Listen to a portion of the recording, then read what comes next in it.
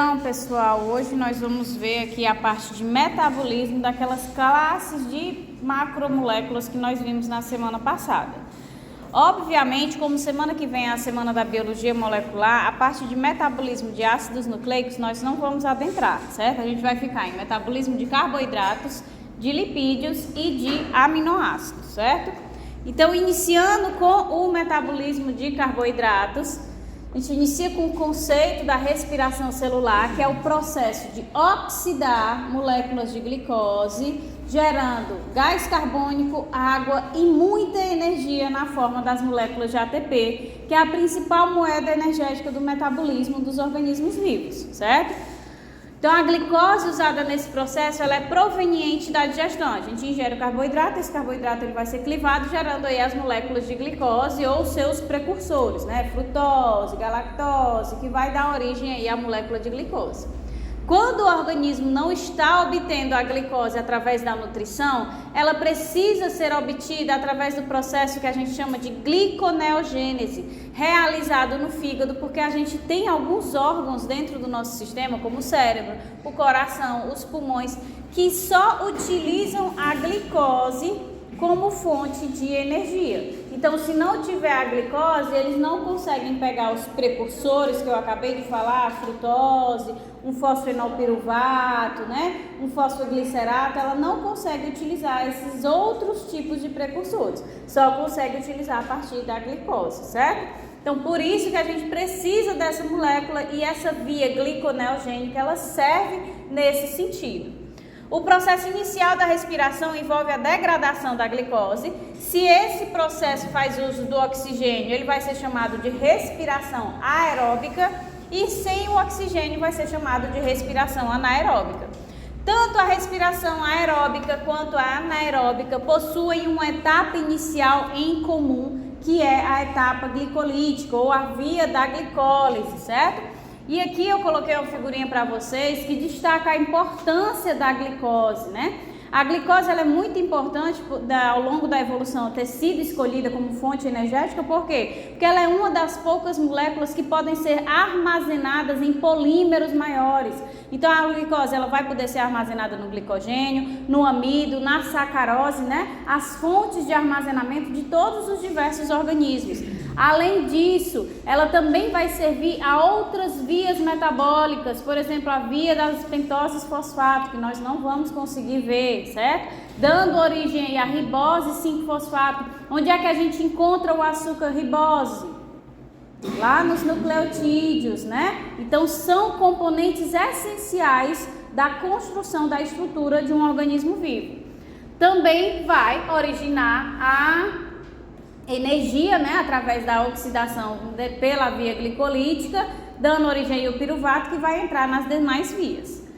Então, a glicólise é o processo metabólico pelo qual uma molécula de glicose vai ser degradada em uma cascata de reações catalisadas por diferentes enzimas em duas moléculas de piruvato. Então, culmina no final essa glicose sendo quebrada em duas moléculas de piruvato. Se ela é quebrada em duas moléculas de piruvato, a glicose tem 6 carbonos, vocês já conseguem deduzir que os 2 piruvatos terão 3 carbonos, né? Serão trioses. As formas nas quais a energia da glicose são conservadas são o ATP e o NADH, no caso da glicólise, certo? Então, a via glicolítica foi a primeira via metabólica desvendada e também contribuiu para a abolição da teoria abiótica. Como na atmosfera primitiva não existia oxigênio, propõe-se que os primeiros organismos vivos eram anaeróbicos. E assim acredita-se que a glicólise é a via metabólica energética mais antiga que se existe, porque ela vai servir tanto ao metabolismo anaeróbico quanto ao metabolismo aeróbico. Então, ela já, nos tempos primitivos, ela já existia para servir aos processos de fermentação e depois, ao longo da evolução, ela continuou servindo ao processo que tem a presença do oxigênio, certo? Então, basicamente, o processo glicolítico ele tem 10 etapas, né? Onde as primeiras 5 definem o que a gente chama de fase preparatória, em que a gente tem gasto de energia, e as outras 5 definem a fase compensatória, que é quando a gente tem aí ganho de energia, quando a gente faz o somatório do saldo final dessa via. Então aqui vocês têm a primeira reação, que é a reação da exoquinase, aí vem a segunda, a terceira, vem passando. Quando fecha esse quadrinho aqui é porque encerrou a fase preparatória, onde a gente tem um gasto de 2 moléculas de ATP, e quando começa esse outro quadrinho, né, das bordas rosa, a gente tem a fase compensatória, em que a gente vai ter a produção de moléculas de ATP. Quando a gente faz o somatório, ó, 2 ATPs, 4 ATPs menos esses 2 que foram gastos, a gente tem um saldo total na glicose de 2 ATPs. Então ela vai produzir energia nessa forma, e também aqui, ó, na forma do NADH, que é o que a gente vai ver na cadeia transportadora de elétrons. Esqueci de passar o slide. Oi. Nessa parte da glicose, a senhora vai aprofundar mais as reações? Muito basicamente, não dá para ver os mecanismos das reações. Não, é só mesmo superficial. Só uma revisãozinha em relação a esse, entre a fase de transição da parte 5, de A para B, tem gliceraldeído, 3-fosfato e dihidroxicetano fosfato. Isso. Aí, como é mesmo aquele lance de tipo, se tiver oxigênio, ele vai se transformar não sei o quê, se não tiver, ele vai ser passado para a próxima fase em outro formato? Não existe isso não. Aqui na quinta etapa é só a conversão da dihidroxiacetona a uma isomerase. A dihidroxiacetona vai ser convertida em gliceraldeído 3-fosfato, gerando no final das contas 2 gliceraldeídos 3-fosfato. Então, não entendi. É porque como a glicose vai ser como tanto anaeróbica. É tanto na via aeróbica como anaeróbica, completa, não tem nenhuma parte, se for aeróbica vai ser assim, se for anaeróbica vai ser de não, ela termina da mesma forma, ela vai dar origem aqui a 2 piruvatos através das mesmas 10 reações, vai dar origem aos 2 piruvatos. Aí o restante, né, da anaeróbica, que vai ser o processo fermentativo, e da aeróbica vai partir para o ciclo de Krebs e a cadeia transportadora.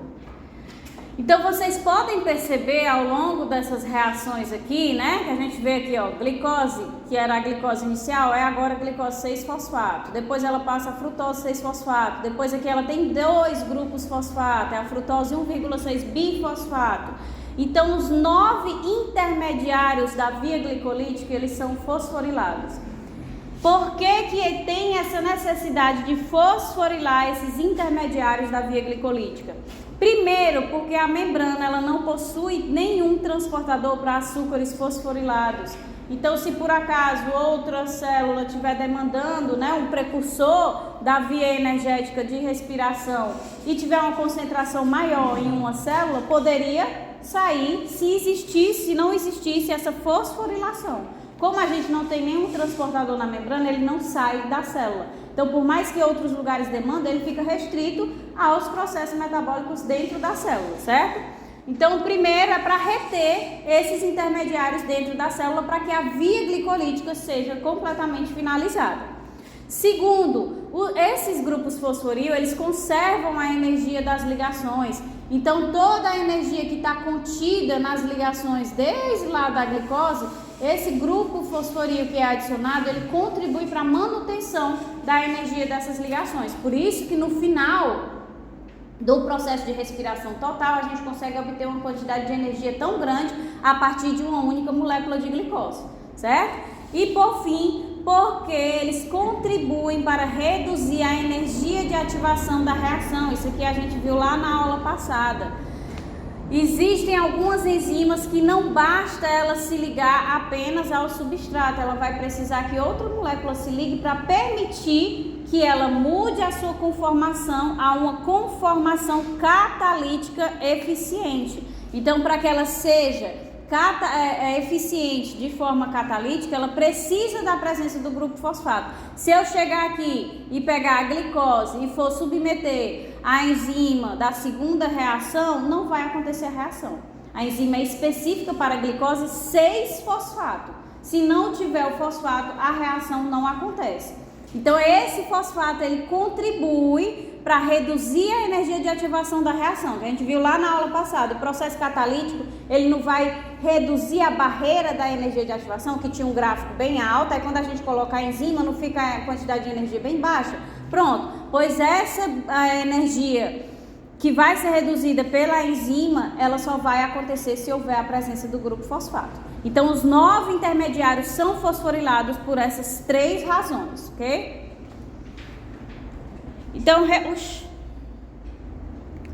Então, resumidamente, o processo glicolítico consiste de 10 reações. Essas são as 5 primeiras reações da nossa fase preparatória, onde nós temos o gasto energético. A primeira reação consiste na fosforilação, ou seja, vai ser o primeiro passo para fazer com que todos os outros intermediários sejam fosforilados, que é necessário para que a via aconteça. Então, consiste na fosforilação do carbono 6 da glicose pela hexoquinase com gasto de 1 ATP. Vai ser esse ATP que vai ser o doador do grupo fosforil. Então, essa glicose ela vai ser fosforilada, gerando aqui glicose 6-fosfato. Essa primeira reação da via glicolítica é uma reação irreversível. Por que irreversível? Porque o gasto energético nessa reação com a hidrólise de uma molécula de ATP é muito elevado. Então, é uma reação irreversível, certo?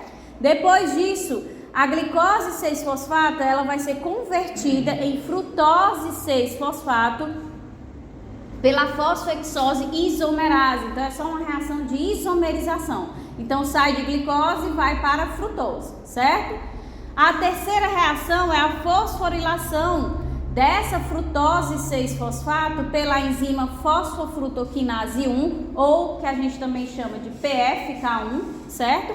Também com gasto de 1 ATP. Para que eu consiga adicionar um grupo fosforil, eu tenho que ter aí a fonte. A fonte é a molécula de ATP, certo?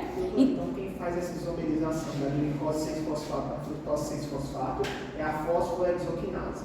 Não, fosfohexose isomerase. Isso. E essa fosfofrutoquinase vai fazer o quê? A fosfofrutoquinase vai fosforilar a frutose 6-fosfato. Ela vai pegar a frutose 6-fosfato, adicionar um fosforil do ATP, gerando frutose 1,6 bifosfato. Certo? Então, a partir do momento em que se gera essa frutose 1,6 bifosfato, a gente tem a terceira reação dessa fase preparatória acontecendo e, mais uma vez, se eu utilizei uma molécula de ATP, né, que tem na sua hidrólise gasta muita energia, essa reação também vai ser o quê? Da mesma forma que a primeira reação, irreversível, certo? Então, a terceira reação da via glicolítica também é uma reação irreversível. E é importante destacar essa enzima para vocês, a PFK1 ou fosfofrutoquinase 1, porque ela é a enzima mais regulada da via glicolítica. Então, nós temos aqui reguladores positivos dessa enzima. Então, se eu tenho um aumento da concentração de frutose 2,6 bifosfato, que é um intermediário da via gliconeogênica. Lembra lá no início da aula que eu falei que a via gliconeogênica é quando o corpo está demandando glicose, porque existem órgãos que só utilizam a glicose como fonte, e essa via que vai gerar essa glicose. E um dos intermediários dessa via gliconeogênica é a frutose 2,6 bifosfato. Então, se o organismo está demandando glicose, ele está precisando de energia. Então, se ele está precisando de energia, eu preciso quebrar mais glicose para obter energia. Então, ele é um modulador positivo dessa enzima para que ela converta cada vez mais frutose 6-fosfato em frutose 1,6 bifosfato e possa dar continuidade à via glicolítica. Além disso, obviamente, se eu tenho um aumento da concentração de adenosina difosfato, adenosina monofosfato, eu também vou estimular essa enzima. Por quê? Se esses aqui estão aumentando, significa que o ATP está caindo. Se o ATP está caindo, a célula está começando a precisar de mais energia. Se ela precisa de mais energia, eu preciso que o processo de respiração aconteça. Então, ele estimula positivamente também essa enzima a funcionar. Oi? A seria frutose com 6 bifosfato? Não, frutose 1,6 bifosfato é um intermediário da via glicolítica. Frutose 2,6 bifosfato é um intermediário da via gliconeogênica, aquela que eu falei que gera a glicose, certo? Temos também a ribulose 5-fosfato, que é resultado lá da via das pentoses, que também vai estimular positivamente a ação da PFK1. E também tem os moduladores negativos. Se a célula está com concentração de ATP lá em cima, ela está precisando de energia? Ela não está precisando de energia. Então, não tem por que essa enzima estar funcionando em elevada atividade. Então, ele modula negativamente a ação dessa enzima.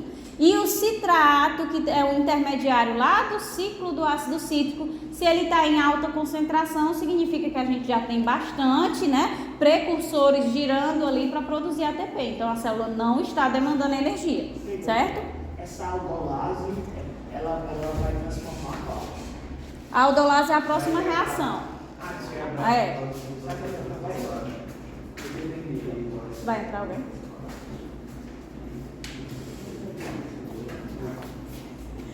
Então, seguindo, certo? Terminou a terceira reação, que também é uma reação irreversível. A gente tem a geração da frutose 1,6 bifosfato. Na quarta reação, a frutose 1,6 bifosfato que foi gerada vai ser lisada, vai ser quebrada. É daqui que surge o lise da via glicolítica, certo? Da glicólise. Porque a lise, a quebra dos 6 carbonos em 2 trioses acontece justamente nessa fase, na quarta etapa.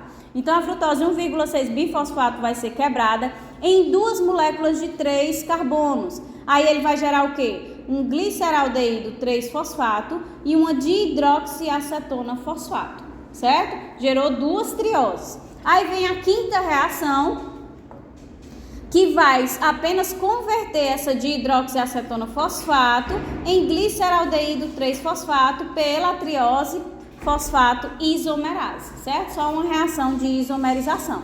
Então, a quinta reação que não está aparecendo aqui vai dar origem lá embaixo a 2 gliceraldeídos 3-fosfato. Um inicial e o outro da conversão aqui, de fato, da dihidroxiacetona fosfato. Ok? Então, nessa fase preparatória, os intermediários eles ficam com uma alta energia livre proveniente das moléculas de ATP que foram consumidas. Então, a energia que estava contida aqui no fosforil ligada a esse ATP foi transferida para onde? Para a glicose 6-fosfato. A energia que estava contida aqui no fosforil desse ATP foi transferida para frutose 1,6 bifosfato. Consequentemente, quando houve a lise, né, em 2 moléculas, essas moléculas mantiveram a quantidade de energia que foi proveniente do ATP. Ou seja, são moléculas ricas em energia que estão sendo geradas, certo? Esses precursores, esses intermediários. Tem um processo assim que o gliceraldeído 3-fosfato ele se desomeriza para formar dihidroxiacetona? É uma reação... Esqueci o nome agora. Não de isomerização, é que ela, que é as 2 setinhas que a gente coloca em química. É reversível, pronto. As únicas que são irreversíveis aqui é a primeira e a terceira. As outras, elas são reversíveis. Dependendo da demanda do organismo, ele pode querer produzir mais dihidroxiacetona fosfato do que o gliceraldeído 3-fosfato. Mas o normal, em questões metabólicas de energia, é que vá se demandar a produção do gliceraldeído 3-fosfato, certo? Só se houver uma troca da demanda energética. Qual seria a demanda necessária para inverter o processo? Por exemplo, se o organismo está querendo produzir corpos cetônicos, né? Então, uma das bases do corpo cetônicos é a dihidroxiacetona. Então, ele vai gerar a dihidroxiacetona, vai aumentar a concentração dessa dihidroxiacetona. E ele produz esse dihidroxiacetona para atuar em quê? Ela é parte da via de conversão dos corpos cetônicos, ou o hidroxibutirato ou a acetona em si, certo? Que são fontes energéticas alternativas quando a gente não tem carboidrato disponível. Então, Só acontecer um pouquinho. opa. A triose triose fosfato isomerase. Isso. Então é ela que é responsável por fazer com que a dihidroxiacetona fosfato vire gliceraldeído. Exatamente. Para que as 2 sigam naquela via. Exatamente. A quinta reação, ela não mexe aqui com gliceraldeído 3-fosfato, ela só vai mexer com a dihidroxiacetona fosfato, certo? Passando para... Bora. Se ela sabe indicadamente, só quais são as reversíveis e irreversíveis? Reversível a segunda, a quarta e a quinta. A primeira e a terceira que é irreversível. A segunda, a quarta e a quinta. Isso, a segunda, a quarta e a quinta é reversível, a primeira da hexoquinase é irreversível e a terceira da PFK1 é irreversível. A segunda, a quarta e a quinta são irreversíveis. Não, São reversíveis. são reversíveis. Ah, eu entendi errado, já são reversíveis. A primeira é reversível.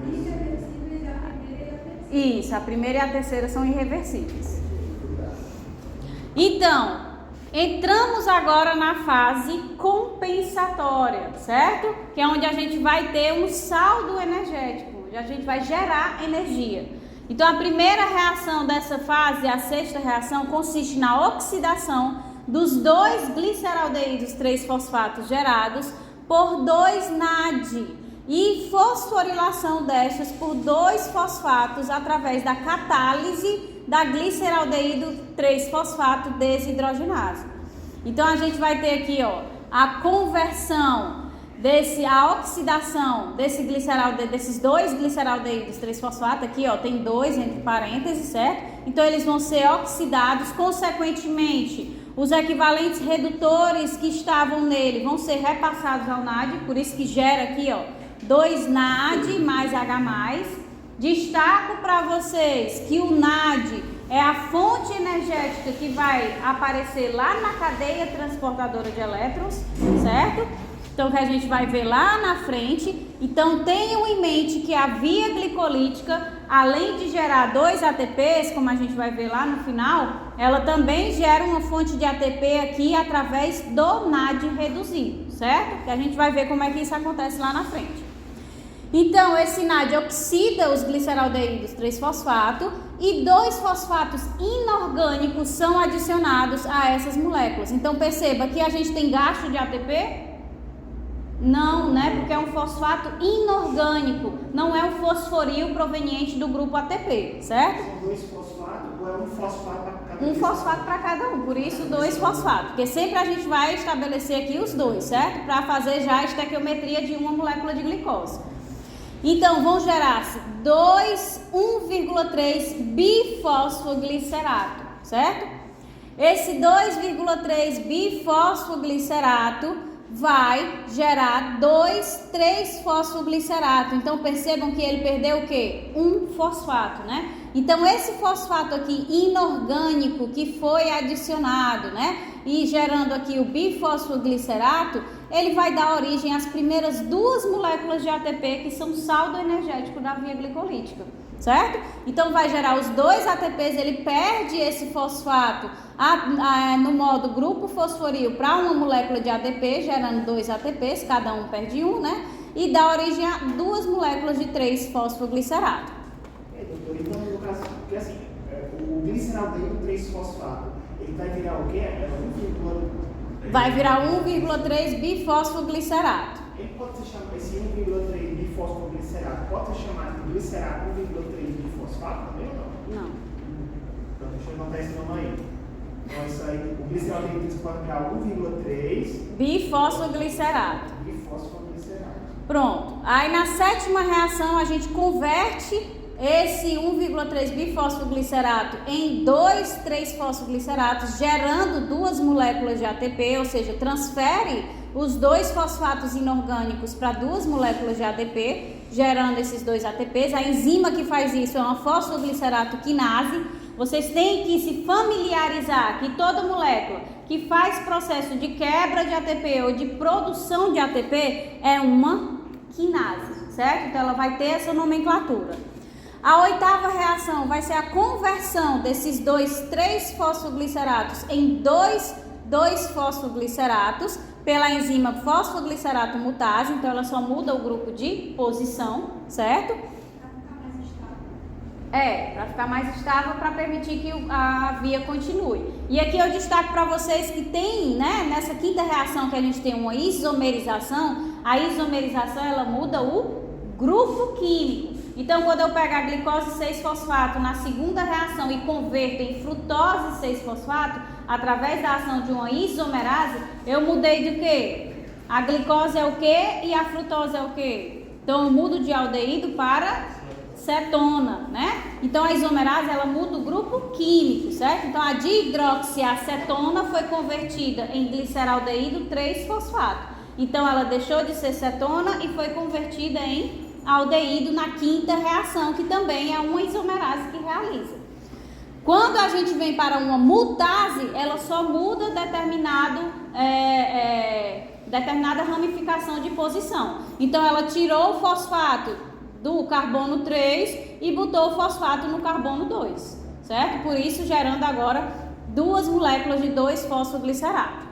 Aí vem a nona reação da via. A nona reação vai ser a conversão das duas moléculas de 2-fosfoglicerato em duas moléculas de fosfoenolpiruvato, ou mais comumente chamadas de PEP, PEP, certo? Então vai gerar aí 2 PEPs com liberação de duas moléculas de água pela enzima enolase, ela que faz esse processo de desidratação, certo?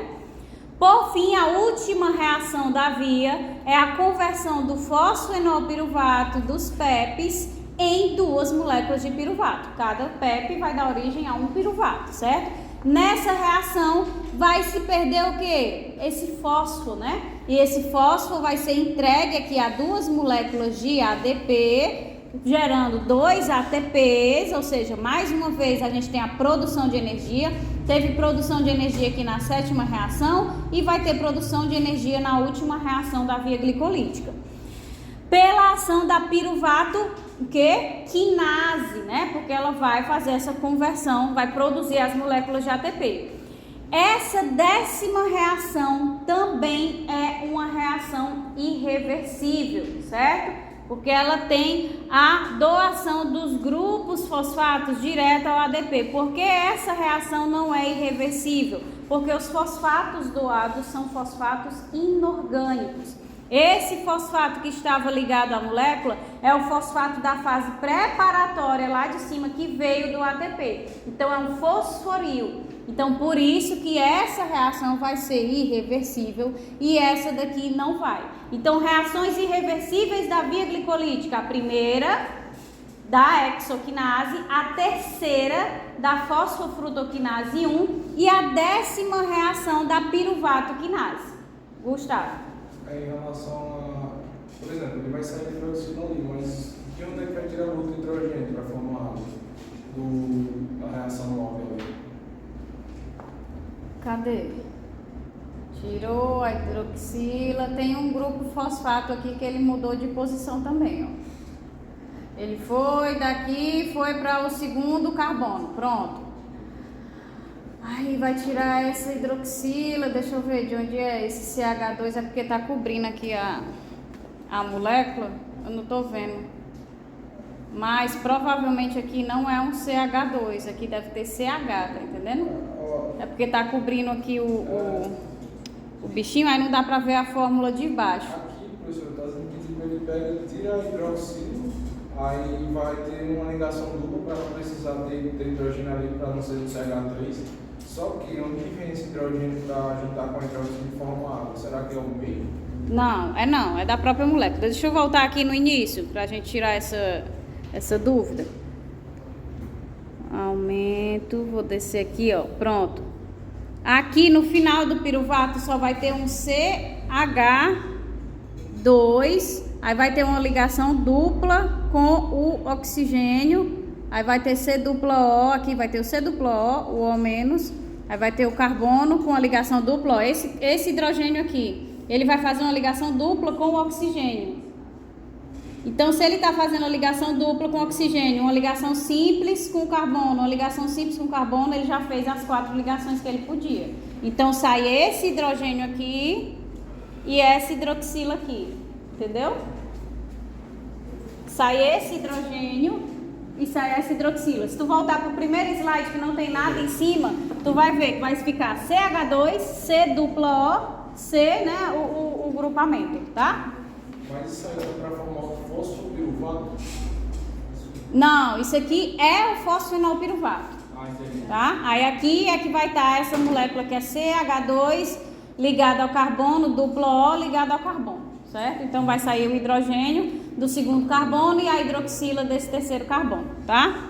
É porque lá em cima acho que... É, dificulta. E aí, doutora, só para reforçar aqui, esse gliceraldeído 3-fosfato, quando ele vai virar o 1,3 bifosfoglicerato. Quem faz isso mesmo? Aqui é a gliceraldeído 3-fosfato desidrogenase. Certo? Gente, não precisa vocês decorar essas enzimas, não. Enzimas importantes que precisa saber das reações irreversíveis, né? Hexoquinase, fosfofrutoquinase da terceira reação e a última reação, conversão da PEP em piruvato, que é a piruvato-quinase. Aí esse 1,3 bifosfoglicerato, ele perde um desses fosfatos. Quem faz é essa fosfoglicerato quinase? Isso. Não. A terceira reação é a da fase preparatória ainda. Aqui a gente já está na sexta, sétima, oitava. Terceira reação é o ATP que fornece. Por isso que a gente tem um gasto de um ATP. Mas aí, por que você reversiva? Pelo gasto energético. É uma reação que ela libera uma quantidade de energia livre muito grande pela hidrólise do ATP para liberar o fosfato. Então não tem como refazer, entendeu? Então, depois, né, da conversão total da glicose em piruvato, o rendimento líquido vão ser 2 moléculas de ATP por molécula de glicose utilizada e 2 moléculas de NADH que conserva a energia e que vai entregar essa energia lá na cadeia transportadora de elétrons. Então, o que foi que a gente viu? Oxente, tu vai passando, olha. O que foi que a gente viu aqui na fase preparatória? O gasto de 2 moléculas de ATP. Beleza, gastei 2 moléculas de ATP. Na fase compensatória, eu produzi quantas moléculas de ATP? 4. Então, se eu pegar 4 e diminuir as 2 que eu gastei no início, eu tenho um saldo de 2 moléculas de ATP da via glicolítica, certo? Além disso, além das 2 moléculas de ATP, eu tenho a geração de 2 NAD reduzidos, que também vão gerar ATP lá na frente, na cadeia transportadora de elétrons. Então, a equação geral, vejam a diferença entre a equação geral e a equação global, certo? A equação geral da glicólise é a glicose mais 2 ATPs, mais 2 NAD oxidados, mais 4 ADPs, mais 2 fosfatos. Vai dar origem ao quê? A 2 moléculas de piruvato, mais 2 ADPs quebrados, que é da fase preparatória, mais 2 NAD reduzidos, que foi gerado na fase compensatória, mais os 2 prótons, né, que sempre estão associados ao NAD, mais os 4 ATPs que foram gerados na fase compensatória, mais as 2 moléculas de água que foram liberadas na 9ª reação, né, na conversão em fosfenolpiruvato pela enolase, que também causa a liberação de água para cada uma das moléculas. Isso é a equação geral, ou seja, tudo aquilo que acontece dentro da reação, cortando todos os intermediários. O que mostra que na glicólise há a formação de 4 moléculas de ATP, mas o saldo de moléculas é de 2 ATPs devido ao gasto inicial de 2 ATPs. Então, a equação global, que é quando a gente faz o somatório, né, das reações, vai ser o quê? A glicose mais 2 NADs oxidados, mais 2 ADPs mais PI, vai dar origem a 2 piruvatos, mais 2 NADs reduzidos, mais 2 ATPs, mais 2 águas, né? Então, vai cortar, né, diminuir os ATPs. As moléculas de NAD reduzido, elas vão ser reoxidadas quando em condições aeróbicas, lá na cadeia transportadora de elétrons, e quando em condições anaeróbicas, pelos processos fermentativos. E como a gente não tem tempo, o que é que eu vou mostrar aqui para vocês? Quando a gente está em condições anaeróbicas, não tem presença de oxigênio. Então, como é que eu vou? Porque o NAD, ele não é eterno, ele não existe para sempre. E para que a reação aconteça, ele tem que oxidar o gliceraldeído 3-fosfato, tá? Se ele não oxidar o gliceraldeído 3-fosfato, não, o 1,3 bifosfoglicerato. Se ele não oxidar aquela molécula, a reação não continua. Então, o NAD oxidado, o NAD+, tem que estar disponível. Se ao final da via glicolítica ele está reduzido em processo aeróbico, a gente sabe que ele vai ser reoxidado por causa do oxigênio, né? Mas em processo anaeróbico, que não tem a presença do oxigênio, como é que ele é reoxidado? Então, a gente vem para os processos fermentativos para reoxidar esse NAD para que ele possa voltar lá para a via glicolítica e continuar produzindo o ATP, certo? Então, a gente tem... Desses 2 ATPs na equação global. Porque qual a diferença dessa equação geral? Porque assim, na equação geral tem ali 4 ATPs no final, beleza? Porque dá para saudar. Isso. A equação global, teoricamente, não deveria também ter o saldo ou não? Não, a equação global ela faz o somatório. Então, se ela faz o somatório, se eu tenho 2 ATPs na parte anterior da setinha e 4 ATPs na parte posterior da setinha, a gente faz a redução, subtração, certo? Então, aqui, na fermentação alcoólica, a gente vai pegar essa molécula de piruvato, vai descarboxilar essa molécula de piruvato, gerando um acetaldeído. Isso é feito através da ação da piruvato descarboxilase, que ela faz essa reação de descarboxilação. Esse acetaldeído vai ser convertido em etanol, né, pela álcool desidrogenase. E é justamente essa reação que consegue o quê? Reoxidar o NAD, né? Então eu preciso que ele reoxide para que ele retorne lá para a via glicolítica para dar continuidade ao processo, tá? Então o que é que vocês percebem? Deixa eu só mostrar logo aqui da fermentação láctica.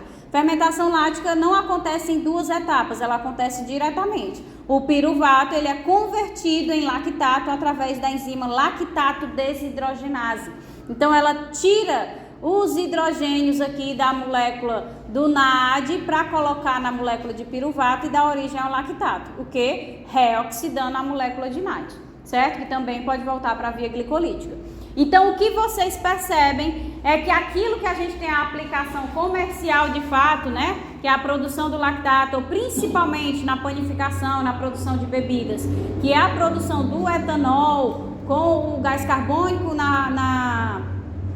na produção de alimentos e o etanol na produção de bebidas, é o quê? Que o objetivo dessas vias finais da respiração anaeróbica é somente reoxidar o NAD. Tem produção de ATP nesse processo? Não tem. De onde vem toda a energia, todo o ATP que os organismos anaeróbicos conseguem produzir?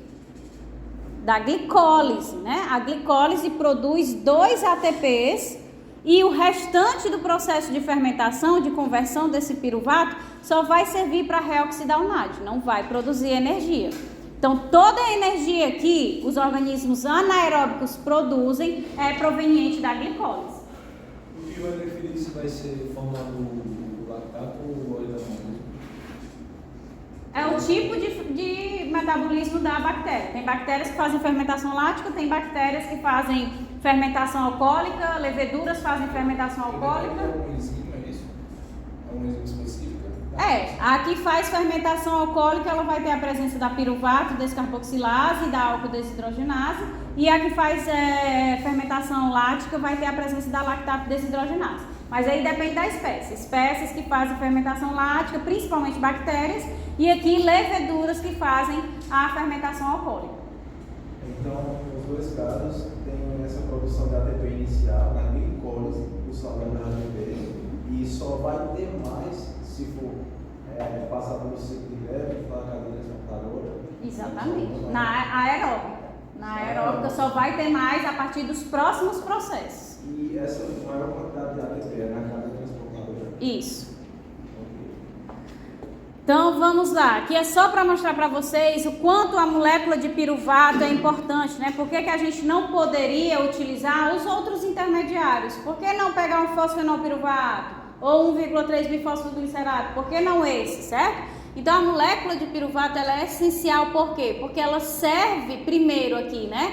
Ao metabolismo anaeróbico também, ela vai servir à fermentação alcoólica e vai servir à fermentação lática. Além disso, ela também vai servir ao metabolismo aeróbico, dando origem aqui a 2 moléculas de acetil-CoA. Esse acetil-CoA vai entrar no ciclo do ácido cítrico e depois a gente vai ter os processos de geração de energia. Mas além disso, ela vai ser precursora de inúmeras outras moléculas. Então, produção de aminoácido tem como base o precursor o piruvato. Produção de outras moléculas componentes de membrana vai ter como base o piruvato. Então, ele é um precursor essencial. Então, a produção dele não tem apenas a função energética, também tem a função aqui de sintetizar inúmeras outras moléculas, certo? Então, seguindo. Então aqui é só para vocês entenderem um pouquinho o que é o efeito Pasteur, certo? Louis Pasteur, ele descobriu que tanto a velocidade quanto a quantidade total de glicose consumida é muito maior em condições anaeróbicas do que em condições aeróbicas, certo? As bases para esse efeito bioquímico é que em condições aeróbicas, uma molécula de glicose, quando termina lá o ciclo do ácido cítrico e a cadeia transportadora de elétrons, vai dar origem a cerca de 30 a 32 ATPs, certo? Nas condições aeróbicas. Enquanto que nas condições anaeróbicas, uma glicose vai dar origem ao que a gente acabou de ver? A apenas 2 ATPs, porque não tem nada mais depois que acontece a reoxidação do NAD, certo? Então, pode-se deduzir também que as células em condições aeróbicas conseguem crescer e evoluir mais rápido do que as que estão em condições anaeróbicas, certo? Então, só para que vocês aqui entendam. Vamos supor que a gente tem dois, recipientes. As leveduras, elas têm a capacidade de realizar tanto o metabolismo aeróbico como o metabolismo anaeróbico, certo? Então, vamos supor que a gente tem aqui as leveduras nesse local aqui, nesse frasco. A gente tem leveduras e nós temos aqui 6 moléculas de glicose. Aqui a gente também tem 6 moléculas de glicose. Para que essas leveduras se dividam e deem origem a 4 células de leveduras, elas precisam exatamente de 32 ATPs. Certo? Elas precisam de 32 ATPs. Então, esse frasco está hermeticamente fechado, portanto, sem oxigênio, e esse frasco está aberto, portanto, ela tem contato com oxigênio. Então, aqui ela vai realizar o metabolismo aeróbico, e aqui ela vai realizar o metabolismo anaeróbico. Certo? Então, vamos lá. Ela vai pegar essa primeira molécula de glicose.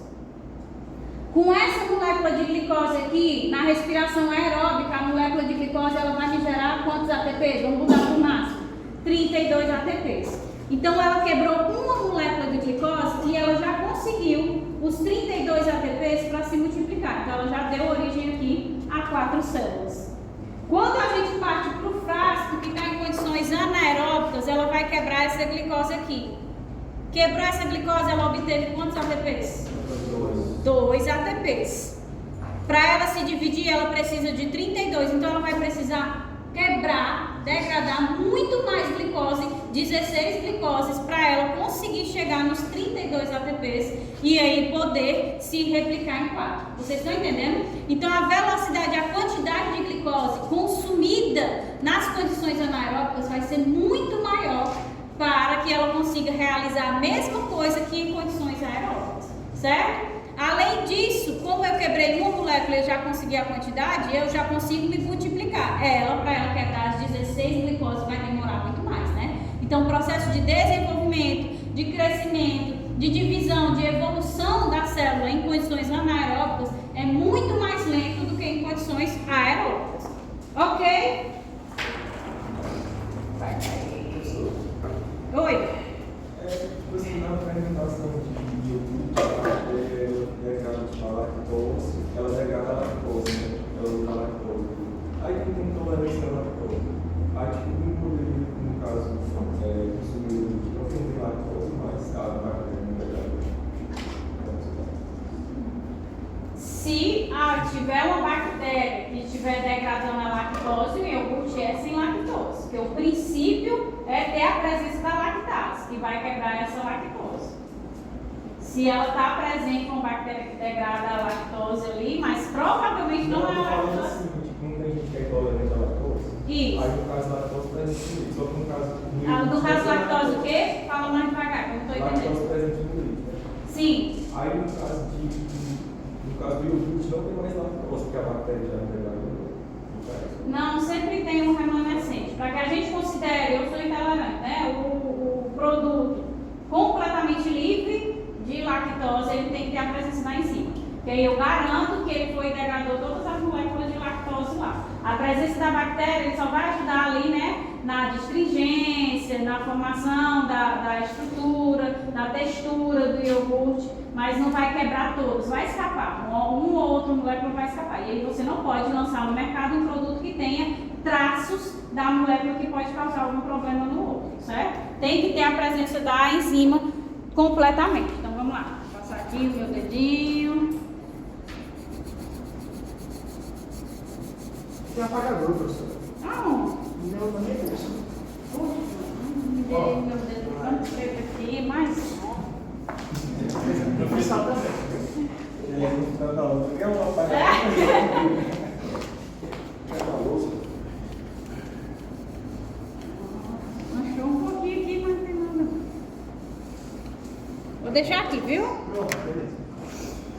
Então, continuando, eu deixei esse espacinho aí, porque eu já sabia que eu ia desenhar para explicar. Oh, meu Deus do céu. Pronto, acabou? Acabou. E professor? Oi. Tudo bem que a senhora, eu acho, né? Não sei se eu entendi, mas que a velocidade e quantidade de glicose consumida na parte anaeróbica é maior. Então, por exemplo, para chegar àqueles 32 ATPs, no caso anaeróbico, precisa se utilizar mais moléculas de glicose. Isso. Mas por que assim vai ser mais rápido para quebrar essa glicose se a demanda energética de cada organismo é diferente? Eu acho que, por exemplo, a bactéria tem uma demanda menor que o ovos. A via que ela realiza, a via glicolítica, é exatamente idêntica à nossa. É idêntica. É por isso que diz que a glicólise é a via mais antiga do metabolismo energético. É exatamente idêntica. As enzimas são as mesmas, é o mesmo processo que ela realiza, entendeu? Porque assim, na minha cabeça, por exemplo, para conseguir na fase anaeróbica, para conseguir essa 30 da ATP, é tipo uma velocidade X. Aí, com uma bactéria, por exemplo, no caso anaeróbico, ela consegue 2 por cada glicose, ela tinha que fazer 16 uma velocidade glicose. muito maior para chegar nessa ATP. Não tem como ela acelerar a velocidade. Cada enzima tem seu tempo de catálise, que é exatamente o mesmo tempo realizado pelas enzimas que fazem na fase aeróbica, entendeu? Então não tem como ela acelerar. Por que então que a velocidade de glicose consumida é maior que a nossa anaeróbica? Eu não entendi. Não. A velocidade de glicose consumida, ela vai ser maior nas condições anaeróbicas, porque não é a velocidade, é a velocidade do consumo, não. Acho que está confuso. É do processo metabólico acontecendo. A velocidade que vai acontecer no meio aeróbico de crescimento, de desenvolvimento, de divisão celular vai ser muito mais rápido do que no processo anaeróbico. Oi. Professor, mas de certa forma não só vai ter uma fase na anaeróbica, então vai ser mais rápido, já que a aeróbica vai... Ainda tem que passar pelos outros processos. Mas ela tem que passar 16 vezes, né? Mas de certa forma vai ser uma reação mais rápida. Não, a reação da glicólise vai seguir o mesmo tempo. Mas se você for contar o ciclo do ácido cítrico e a cadeia transportadora de elétrons, aí vai levar mais tempo no aeróbico do que no anaeróbico. É tanto que quando a gente faz o experimento, né, que a gente coloca os 2 frascos, aí quando você vai no outro dia medir, a quantidade de glicose no frasco anaeróbico é muito menor. Por quê? Porque ela precisou consumir mais glicoses para fazer o processo de crescimento, de duplicação ali dentro. Então a quantidade de glicose é menor e tem a formação de quê? De gás e também do aroma alcoólico, que inclusive isso é uma das questões que sempre cai, né? O que é que acontece se você colocar 2 frascos com levedura, um fechado e o outro aberto? Aí quando você vai medir a concentração de glicose no frasco anaeróbico é menor, porque ela teve que consumir mais para conseguir se multiplicar. Vai ter presença de gás, porque é a fermentação alcoólica que a levedura realiza, né? Então vai produzir o CO2. E também vai ter o aroma alcoólico. Mas quando você vai comparar a massa da levedura, quem foi que conseguiu crescer mais? A que está no frasco aeróbico, né? Que ela consegue se desenvolver mais rápido. Então, no caso, se colocasse esses 2 frascos no mesmo tempo de ação, o anaeróbico vai ter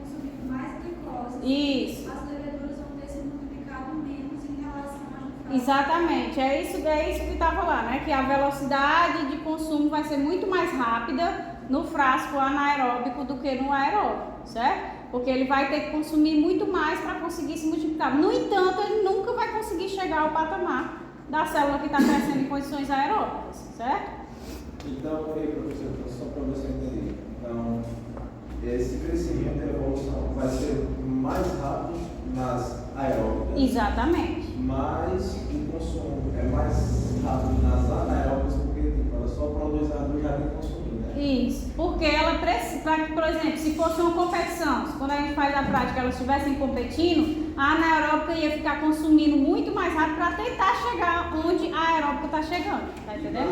Na aeróbica só vai começar a consumir o ATP quando terminar na conta da cadeia transportadora, Não. É igual a gente não tem isso de vem uma glicose e passa pela via glicolítica, não. Nós temos várias cópias das enzimas da via glicolítica, entendeu? Então eu não tenho uma hexoquinase, eu tenho 100 hexoquinases. Então elas estão quebrando 100 glicoses constantemente e aí vai passando o tempo todo. É ter a visão macro do metabolismo, né? Não é uma coisa de cada vez que está acontecendo, não. É o tempo todo, direto, em grande quantidade. Certo? Então vamos lá. Finalizada a glicólise, compreenderam? Show! Então vamos entrar agora naquilo que eu falei lá no início, que é a gliconeogênese, certo? O cérebro, o sistema nervoso, os eritrócitos, os testículos, a medula renal e os tecidos embrionários só conseguem utilizar a glicose como combustível, ou somente a glicose, ou principalmente a glicose como combustível energético, certo? Então, quando a gente tem aqui, né, um intervalo entre as refeições, um jejum muito prolongado, um exercício muito vigoroso, em que a gente tem a queda do glicogênio, ou seja, eu não vou ter mais quem fornecer essas moléculas de glicose, eu vou ter a ativação da via gliconeogênica. A gliconeogênese não vai ser a glicose inversa, acontecendo em direção oposta. A gliconeogênese, ela também tem 10 etapas. No entanto, que foi que a gente discutiu lá na glicólise? Que a primeira reação e a terceira reação e a 10ª reação são reações irreversíveis. Então não tem como a gliconeogênese voltar para obter aqui a glicose, que é o combustível desses órgãos, né? Então, ela precisa ter 3 reações, que é o que a gente chama de reações de contorno, que são reações diferentes. As demais, que foi o que vocês já anotaram aí, né? A segunda, a quarta, a quinta, a sexta, a sétima, a oitava e a nona são reações reversíveis. Então, é só mesmo voltar, tá? Mas essas 3 reações que são irreversíveis, elas precisam de outras reações de contorno acontecendo para que a via gliconeogênica aconteça. Então, 7 das 10 reações da gliconeogênese são o inverso das reações glicolíticas. No entanto, 3 reações da glicólise são irreversíveis e não podem ser usadas na gliconeogênese. Então, aqui, voltando, que a gente vai ver só por cima, tá? Então, a gente tem aqui a primeira reação de contorno, como havia o inverso, né? Qual é a primeira reação da via gliconeogênica? Vai ser a conversão do piruvato em PEP.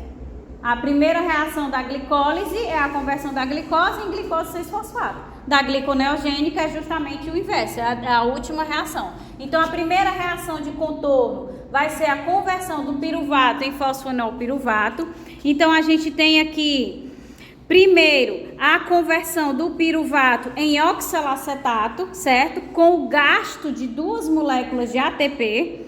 Esse oxalacetato pode ser convertido a fosfoenolpiruvato, também com gasto de energia aqui na forma de GTP. GTP, ATP, né, CTP são metabolicamente, energeticamente equivalentes, certo? É a mesma coisa. Se eu gastar 2 GTPs, eu estou gastando 2 ATPs, é a mesma coisa, certo? São as bases, né, com os 3 fosfatos.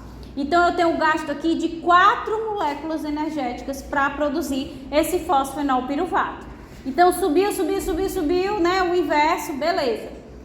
Chega aqui na terceira reação, que vai ser a 8ª reação da via gliconeogênica, vai ser uma reação de contorno, em que a gente vai ter a conversão da frutose 1,6 bifosfato em frutose 6-fosfato, liberando o fosfato no formato inorgânico, certo? Ou seja, eu não vou produzir ATP nesse processo. Então, eu libero o fosfato aqui inorgânico através da ação dessa enzima frutase 3,6 bifosfatase, que vai fazer essa quebra do grupo fosfato. E a última reação, a 10ª reação da gliconeogênese, que é também uma reação de contorno, vai ser a conversão dessa glicose 6-fosfato em glicose através da ação da glicose 6-fosfatase, que também pega esse fosfato e libera no modo inorgânico, certo? Então, não vou ter a produção de ATP. Então, o que é que a gente também consegue observar nesse processo?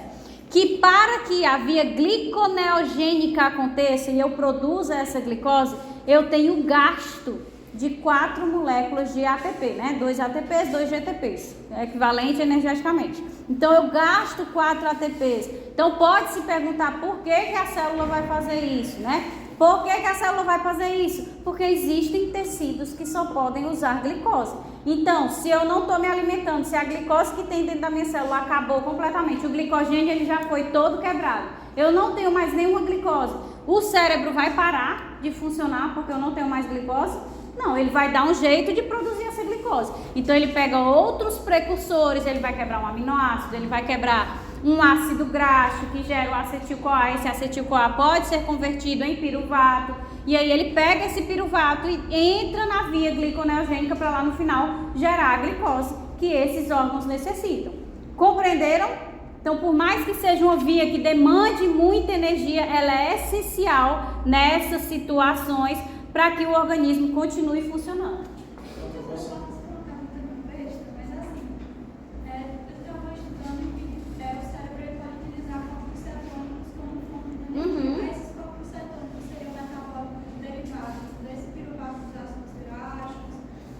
Principalmente dos ácidos graxos, né? Que é o que a gente vai já ver. Ele utiliza principalmente a glicose, mas ele também pode acabar utilizando os acetis que vão ser convertidos em corpos cetônicos lá na degradação, que a gente vai já ver, né?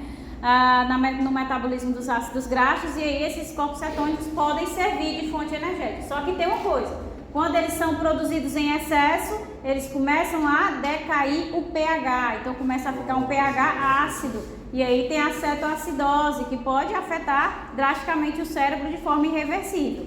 Então tem que sempre ter aqui a fontezinha da glicose. Ele pode utilizar, mas o principal é a glicose. Você está dando exemplo de outros compostos para formar um piruvato, e esse piruvato é usado nessa reação. Mas, por exemplo, pode ser, sei lá, o glicerol foi quebrado e entra no meio da cadeia também, né? Exatamente, certo? Então, deixa eu diminuir aqui. Diminuir? Pronto. Então, compreendida a gliconeogênese, superficialmente, né? Que é o que dá.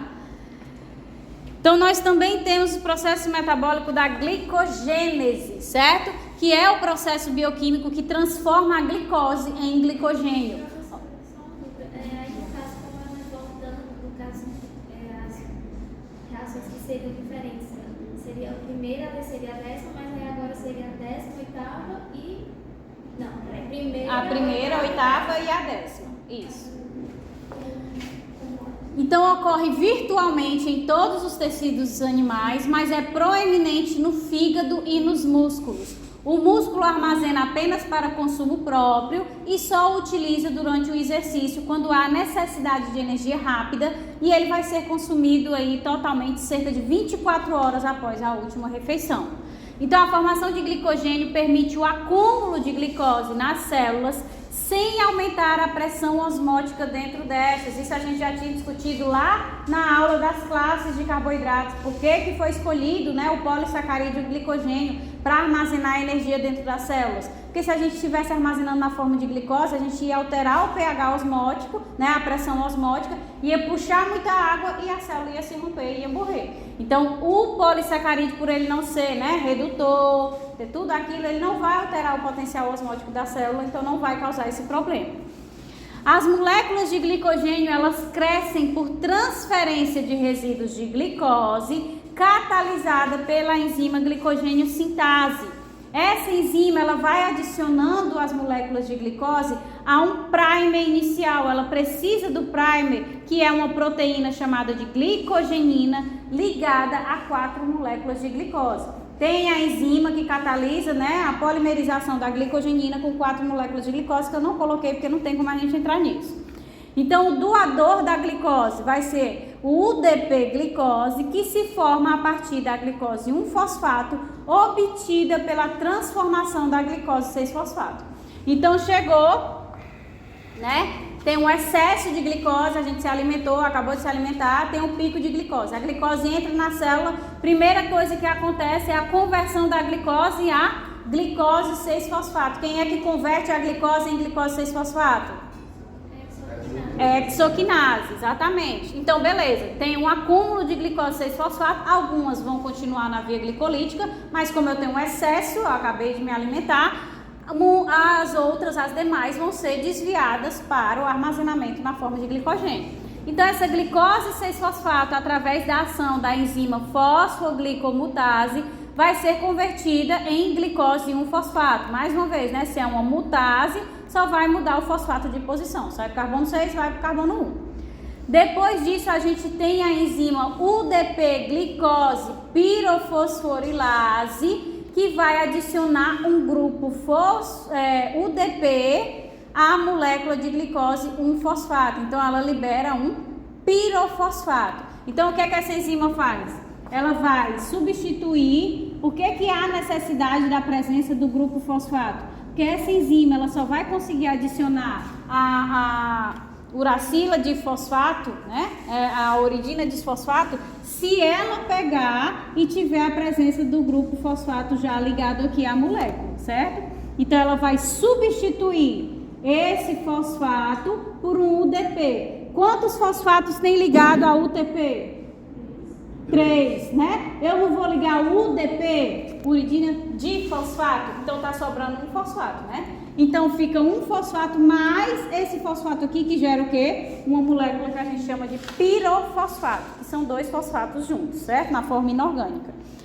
Então essa UDP-glicose pirofosforilase vai adicionar esse grupo UDP aqui, nessa mesma região. Então ela tira esse fosfato e esse fosfato sai com o outro fosfato do UTP na forma de pirofosfato. Isso vai dar origem ao quê? A uridina de fosfato glicose, certo? Somente esse formato aqui é que pode ser utilizado pela glicogênio sintase. Então a glicogênio sintase vai pegar essa molécula e vai adicionando aqui um a um através das ligações do quê? Ligação do monossacarídeo, 1 a 1 é a ligação o quê? Glicosídica, né? Então ele vai remover esse UDP e vai adicionando, crescendo a cadeia do polissacarídeo. Professor, gliconeogênese, ela, para ter a glicose, o composto para ter isso é qualquer um que você tipo proteínas, lipidos, não pode ser carboidrato? Pode ser carboidrato.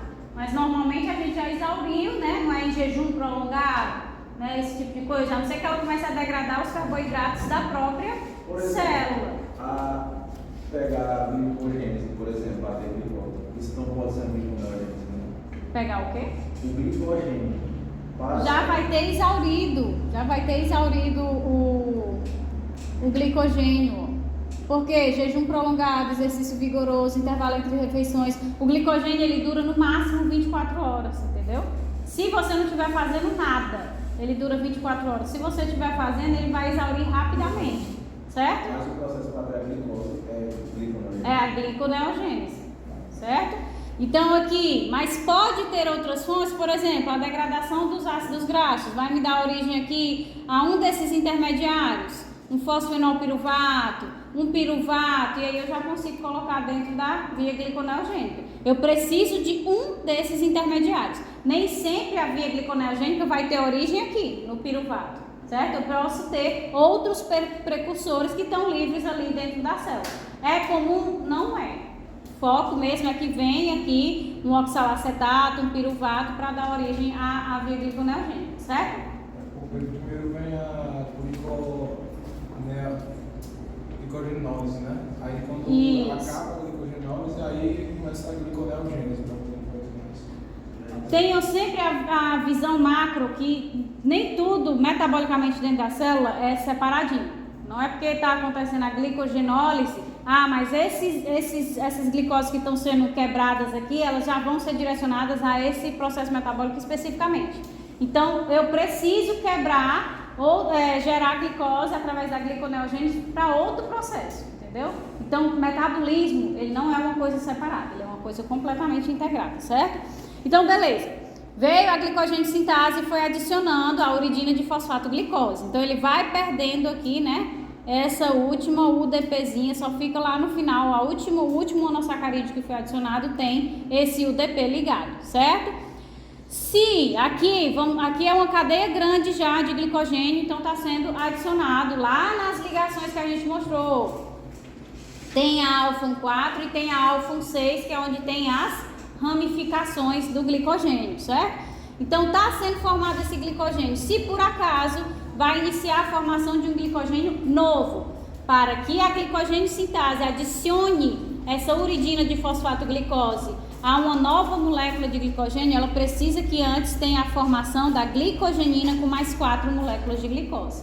Ela não consegue pegar uma glicose e juntar uma glicose para ir aumentando o tamanho da cadeia. Ela precisa desse primer, certo? Esse primer ele é formado anteriormente, tá? Que é essa proteína glicogenina ligada a 4 moléculas de glicose. Tranquilo? Para a formação desses polissacarídeos, não precisa ser uma proteína em si, que tem características específicas, que vão se ligar a esses substratos, vão fazer determinada ligação. Sim. Aí o glicogênio, ele não é ramificado, entre as suas alfa e beta. A enzima vai interagir com a extremidade. Ela interage com a extremidade e catalisa a quebra da ligação. Entendeu? Existem aminoácidos dentro do sítio ativo da enzima que faz a glicogenólise, que ele vai atacar nucleofilicamente a ligação específica, ele tem afinidade por aquela ligação. Então a enzima ela faz uma lise, né? Ela quer fazer uma lise. Ela tem especificidade por aquela ligação entre cada aminoácido na ligação glicosídica. Certo? Então ela quebra essa ligação. Não visualizem uma enzima com substrato sempre encaixando, como fechando uma bolinha bem bonitinha. Isso não acontece na realidade metabólica, certo? Mas alguém levantou? Eu não entendi direito dessa parte da glicogênio. Daqui da formação? Desde o início? Não, só... Isso aqui, né? Pronto, a partir do momento em que foi adicionado esse grupo UDP, ela se tornou ativa para que a glicogênio sintase reconhecesse. A glicogênio sintase não consegue adicionar a molécula de glicose diretamente, nem a molécula de glicose 6-fosfato, nem a molécula de glicose 1-fosfato. Ela só consegue adicionar, ou seja, ela tem especificidade de reação para a uridina de fosfato glicose, que é essa glicose ligada ao grupo UDP. Então ela se ligou, ela vai catalisar a ligação glicosídica aqui para a formação do polímero do glicogênio, certo? Então aqui é só para que vocês visualizem, né? Aí vai formar a ligação alfa 4 no polímero linear e de repente, por questões que ainda não se sabe o porquê, a glicogênio sintase faz uma ligação alfa 6, gerando as ramificações, certo? Então a estrutura mais ou menos interna do polissacarídeo do glicogênio dentro da célula é essa aqui. Tem as partes lineares, mas em determinados pontos a gente tem ramificação. Vamos supor que não existisse nada disso aqui dentro da célula, né? Nem um pedacinho desse. Se eu tivesse só três glicoses aqui, eu consigo ir adicionando uma glicose? Não, né? Eu preciso que uma glicogenina venha e se ligue a esses 3 monossacarídeos glicose, se ligue mais um, então fica a glicogenina mais 4 glicoses, é que pode dar início a um novo polímero de glicogênio, certo? Se a gente não tiver nenhum pedacinho maior desses aqui livre para a ação da glicogênio sintase, a gente precisa desse primer inicial. Tranquilo?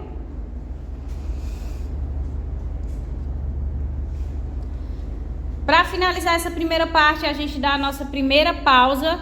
A gente vai entrar agora na Ixi, a gente vai dar a nossa primeira pausa? Não, vai não. Ainda tá em carboidrato. Ainda tem tanta coisa. Ai, deixa eu ver. Ai, meu Deus, foi tão ilusão. os olhos assim, eu olhei aqui, aí tava 1h10. Aí eu, vixe, vai dar tempo, não, meu Deus. Então vamos lá, glicogenólise agora. Então a glicogenólise vai ser o processo de degradação do glicogênio, ou seja, o desligamento das ligações glicosídicas entre moléculas de glicose, gerando compostos que não precisam ser necessariamente a glicose livre. Isso acontece em momentos que o corpo carece por energia, por exemplo, no jejum. Então o indivíduo está precisando de energia, ele começa a quebrar o glicogênio. Essa quebra vai ser exclusiva em moléculas de glicose? Não, pode formar um disacarídeo, né? Pode formar uma manose, que é glicose, tá certo? Ele pode quebrar em 3, certo? Então um trissacarídeo e depois esse trissacarídeo ser degradado em glicose livre, tá? Então beleza, a primeira enzima a agir é a glicogênio fosforilase, que vai adicionar à molécula um fosfato inorgânico. Após isso, ocorre a ação da enzima fosfoglicomutase, que muda o grupo fosfato do carbono 1 para o carbono 6 da glicose, gerando a glicose 6-fosfato. Essa que vai sofrer a ação da glicose 6-fosfatase, presente em diversos tecidos, menos no músculo, liberando então a glicose livre, que entrará na glicólise para gerar o ATP. Então eu tenho aqui o polissacarídeo, certo? Aí vem a glicogênio fosforilase, tá? E vai adicionar um grupo fosfato a essa glicose. Depois disso, ó, percebam, quando a glicogênio fosforilase adiciona o fosfato, ela já se separou, certo? Só que para que essa glicose fique útil, ela vai precisar passar ainda por todos esses processos. Ela vai precisar trocar o fosfato do carbono 1 para o carbono 6, tá? Gerando a glicose 6-fosfato. Depois, essa glicose 6-fosfato, ela pode ser quebrada gerando glicose livre, ou a glicose 6-fosfato, ela pode entrar direto na glicólise, né? Já na segunda reação, não precisa passar pela primeira reação, tá? Então, precisa haver a conversão dessa glicose 1-fosfato em glicose 6-fosfato. Mas quem quebra a unidade do polissacarídeo é a glicogênio fosforilase. Então, no caso, se for glicose 6-fosfato, vai direto nas próximas. Pode entrar direto na glicose. Dentro da mesma célula. Se retirar os 6-fosfato. Aí pode circular, exatamente. Isso. Em todos os tecidos resulta nessa glicose 6-fosfato.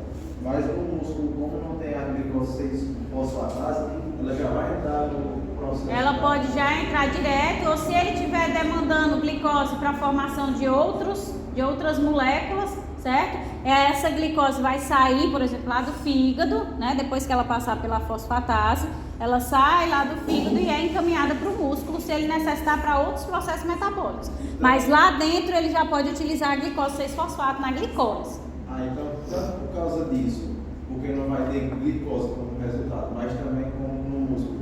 Se eu não me engano, o glucagon não tem ação no músculo. Aí por causa disso não tem como voltar para o sangue. Não tem como voltar a glicose para o sangue, porque tem que ter a sinalização, o receptor. Eu não tenho certeza disso do glucagon não, mas eu acredito em você. Eu acho que eu vejo muito bem. É? Então vamos lá, né? Só uma pergunta.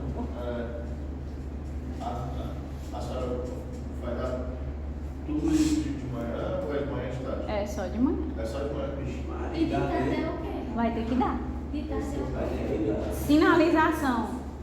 Sinalização o quê? Eu não sei não. Tava lá o objetivo, sinalização, é contigo aí, Babi. Essa parte de sinalização é com você. Pode ir.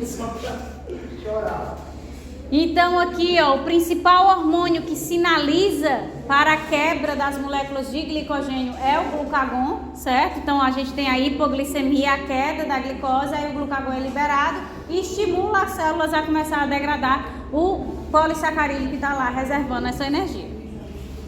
Então vamos lá, gente. Partir agora para onde de fato... Meu Deus do céu. Acabou. Não. Então, continuando, né? Foquem agora no que a gente viu até a glicólise, certo? Então, para os organismos que vivem em condições aeróbicas, a glicólise é apenas a primeira etapa para a completa oxidação da glicose, no processo chamado de respiração celular. Então, basicamente, a gente tem mais 3 etapas aí pela frente. A conversão do piruvato a acetil-CoA. Esse acetil-CoA vai entrar no ciclo do ácido cítrico e tudo aquilo que é gerado de equivalente redutor no ciclo do ácido cítrico vai ser encaminhado à cadeia transportadora de elétrons. Então, o piruvato gerado na glicólise, ele vai ser oxidado a acetil-CoA pelo gás carbônico através da ação do complexo da piruvato desidrogenase, ou como a gente chama, PDH, certo? Que está presente aonde? Na matriz mitocondrial. Então, o que é que você já consegue deduzir? Que o piruvato, que é gerado na glicólise, que acontece no citosol, ele precisa entrar onde? Na mitocôndria, né? Porque é lá na matriz mitocondrial que esse piruvato vai ser convertido em acetil-CoA. Então, o início da respiração começou lá no citosol, acontecendo a via glicolítica no citosol, e depois o piruvato foi encaminhado para dentro da mitocôndria, para a matriz mitocondrial. Vocês lembram da aula passada a estrutura da mitocôndria, né? Lembram, né? Então, a PDH é um complexo formado por 3 subunidades enzimáticas, fazendo link, né, com a aula passada. Então, essa estrutura aqui é uma estrutura o quê? Quaternária, né? Porque a gente tem 3 enzimas, ou seja, 3 cadeias diferentes. Então, quais são essas enzimas? A gente tem a piruvato desidrogenase, que é a enzima 1. Temos a dihidrolipoil transacetilase, que é a enzima 2. E temos a dihidrolipoil desidrogenase, que é a enzima 3. Essas enzimas necessitam, para a sua funcionalidade catalítica, de 5 cofatores. A coenzima A ligada ao enxofre, ou seja, reduzida, que vai ter um papel na ativação do intermediário para que a gente consiga obter o produto final da reação. Vamos ter o TPP, que tem o papel de estabilizar o grupo carboxil. Vamos ter o lipoato, o FAD, o NAD, que vão ter papéis no transporte de elétrons dentro dessa reação enzimática. Os intermediários da reação permanecem ligados ao complexo até o fim da reação. É o que a gente chama aqui de canalização do substrato. Então, são 3 enzimas, cada uma vai catalisar uma coisa, mas tudo aquilo que ela, por exemplo, a enzima 1 faz uma catálise, o produto vai ser repassado à enzima 2. A enzima 2 faz outra catálise, o produto daquela reação vai ser repassado à enzima 3. Então, todos esses intermediários que vão passeando, eles permanecem dentro desse complexo. Esse fato dos intermediários permanecerem dentro do complexo enzimático é chamado de canalização do substrato. Então, aqui, da reação básica, né, que a gente consegue visualizar dessa conversão, a gente tem aqui o piruvato, vai passar pelo processo de descarboxilação pela piruvato desidrogenase, o complexo da piruvato desidrogenase, em que a gente tem a liberação de um grupo gás carbônico, que é esse aqui que está marcado rosinha, ó, saiu rosinha, e vamos formar um grupo de 2 carbonos, que é o acetil-CoA. Então, vai ter a oxidação do NAD atuando, vai ter o FAD, vai ter o lipoato, vai ter o TPP. Vai ter também a coenzima A, que vai ativar esse processo e se ligar aqui ao grupamento do acetil-CoA. Se fosse só os carbonos, seria só acetil. Como está ligado ao CoA, vai ser acetil-CoA, certo? Então, esse processo aqui que está acontecendo, ele também vai gerar no final dele, além da molécula de acetil-CoA, que é o que entra no ciclo do ácido cítrico, ele também vai gerar o quê? Um NAD reduzido. Então, se lembrem da glicólise, a gente gerou 2 ATPs e geramos 2 NAD reduzidos. Eu disse que esse NAD reduzido é importante, né? Ok, tenho 2 NAD reduzidos da glicólise. Do processo de conversão do piruvato a acetil-CoA, eu tenho a formação de quantos NAD reduzidos? Para as 2 moléculas que são geradas a partir de uma glicose. Eu tenho a formação de quantos piruvatos a partir de uma glicose? 2. Então, se eu tenho 2 vezes passando por isso aqui, eu vou ter a formação de quantos NADs? 2. Então, eu tenho mais 2 NADs somados a esse processo, certo? Só uma curiosidade, na verdade. Alguma dessas coenzimas, ela é derivada das vitaminas do complexo B? O lipoato é derivado, ou é o lipoato ou é o TPP, eu não estou me lembrando com certeza, mas é do complexo B, ou é o TPP ou é o lipoato, é uma das duas, certo? O quê? Não, o FAD não. O NAD é o nome do complexo B. Niacina. Niacina é derivado, né? Mas ele não é a vitamina, ele é o derivado. É a formativa, não é nada. E é o quê? O NAD não é a formativa da vitamina niacina? Não, a vitamina é um precursor para produzir o NAD. Precursor da via sintética da geração do NAD. Tanto NADH como NADPH, certo? Então vamos lá. Percebam aqui também na estrutura, ó. Na estrutura dessa proteína, a gente tem aqui, ó, enzima 1, enzima 2, é isso mesmo. Enzima 1, enzima 2, enzima 3. Percebam que nós temos várias cópias, né? Por quê? Porque não está acontecendo a conversão de um piruvato em acetil-CoA por vez. Está acontecendo a conversão de vários piruvatos em vários acetil-CoAs, certo? Então, a gente tem um complexo gigantesco de vários trios de PDH para estar aí produzindo acetil-CoA em grande quantidade para atender os processos metabólicos que existem dentro da célula, ok? Então, vamos lá compreender como é que esse processo funciona. Deixa eu ver se tem alguma animação aqui. Tem alguma animação? Então, é um complexo para vários piruvatos. Não. Um complexo de 3 enzimas vai pegar um piruvato. Mas aqui na estrutura que a gente encontra dentro da célula, a gente não tem só as 3 enzimas. Ó, isso aqui, esse amarelinho é a enzima 1, a piruvato desidrogenase. Esse vermelhinho é a enzima 2, esse verdinho é a enzima 3. Então aqui a gente tem um complexo PDH, aqui a gente tem outro, aqui a gente tem outro, aqui a gente tem outro. Então a gente tem vários complexos juntos, que aí a gente pode ter a quebra de vários piruvatos, certo? Então vamos lá. Então o mecanismo de ação do complexo da PDH consiste na descarboxilação do carbono 1 do piruvato, e a molécula restante liga-se ao TPP, formando o grupo hidroxietil.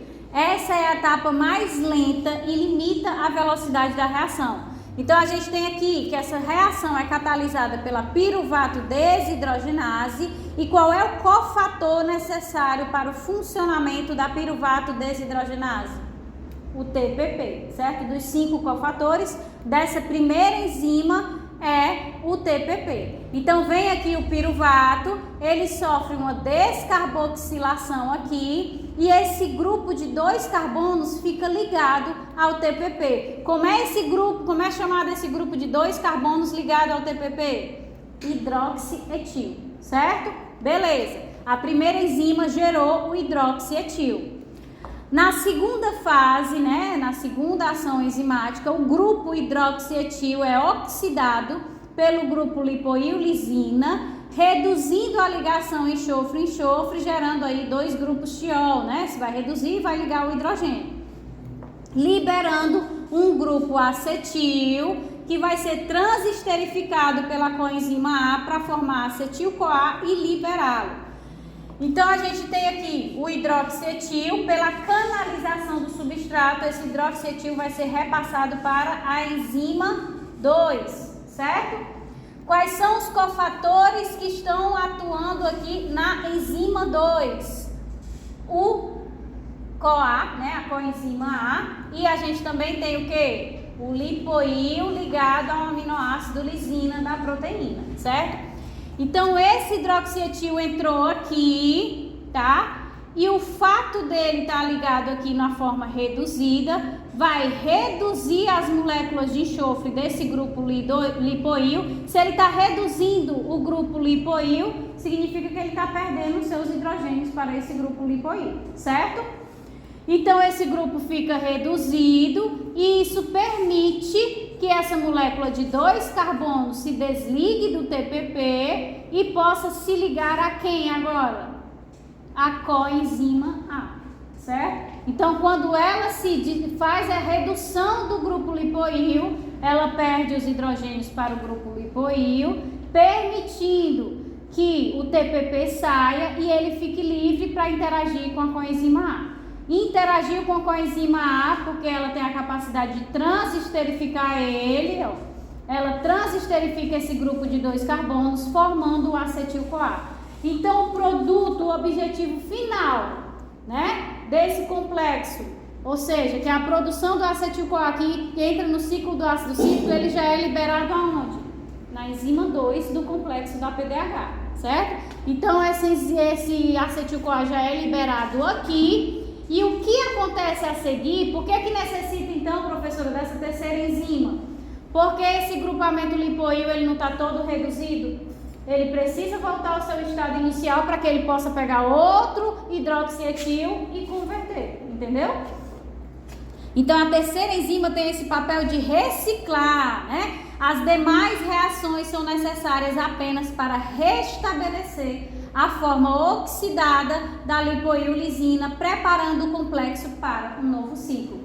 Então, houve aqui a redução, esses 2 carbonos puderam ser transesterificados pela coenzima A, já liberou aqui o acetil-CoA. Só que eu preciso que esse grupo lipoilisina retorne ao seu estado inicial. Como é que isso vai acontecer? A gente vai ter a ação aqui do FAD, que ele está o quê? Oxidado, então ele vai oxidar essas ligações que estão reduzidas. Então, esses 2 grupamentos de enxofre aqui que estão com hidrogênio vão repassar esses hidrogênios, esses equivalentes redutores para o FAD, gerando o quê? O FAD reduzido, certo? Gerei o FAD reduzido, consequentemente eles puderam interagir, né, formando a ligação tiol, formando aqui a interação enxofre-enxofre e voltou ao seu estado original, beleza. Só que o que é que eu preciso agora?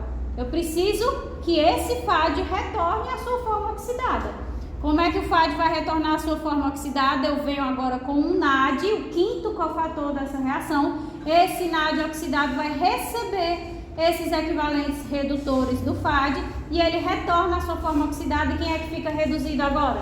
O NAD. Então, a gente tem a produção de um acetil-CoA e tem a produção de um NADH para cada piruvato. Se uma molécula de glicose gera 2 piruvatos, eu vou produzir 2 acetil-CoAs e vou produzir 2 NADHs, certo?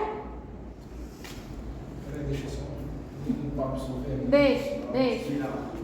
Deixa eu ver em qual é que a gente tá. Caramba. Meu Deus. Meu Deus. Não vai dar não, viu, gente? Eu jurava que tá assim no 20, mas não vai dar não. Não vai dar pra terminar hoje não. Nem perigo. Respirou? Nossa. Ainda bem que eu tô gravando a aula, né?